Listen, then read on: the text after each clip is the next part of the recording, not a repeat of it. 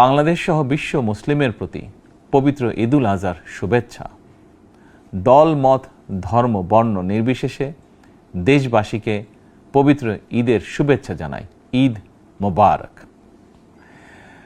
কোরবানি শুধু পশু জবাই নয়, বরং লোভ লালসা, হিংসা, বিদ্বেষ আর মনের পশুত্বকে পরাভূত করার দীক্ষা গ্রহণের মধ্যেই নিহিত রয়েছে কোরবানির মাহাত্ম্য ও তাৎপর্য।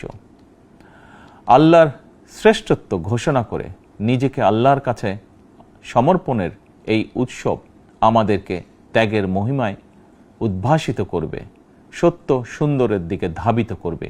এটিই হোক পবিত্র কোরবানির অন্যতম শিক্ষা।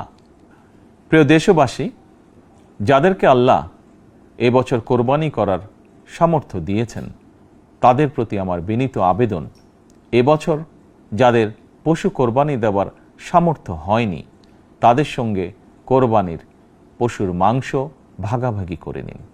এটিও কোরবানির আরেকটি অন্যতম শিক্ষা।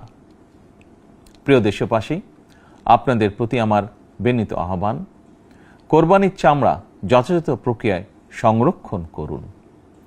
কোরবানির পশুর রক্ত ও বর্জ্য পরিষ্কারের ব্যাপারে পরিচ্ছন্নতা কর্মীদের সহায়তা করুন দয়া করে।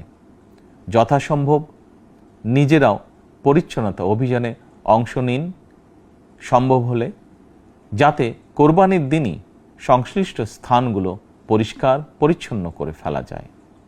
পবিত্র ঈদে কায় মনোবাক্যে আল্লাহর দরবারে প্রার্থনা, তিনি যেন আমাদের মাতৃভূমি সহ সমগ্র মুসলিম বিশ্ব ও মানব জাতির জন্য শান্তি, নিরাপত্তা ও স্থিতিশীলতা দান করেন।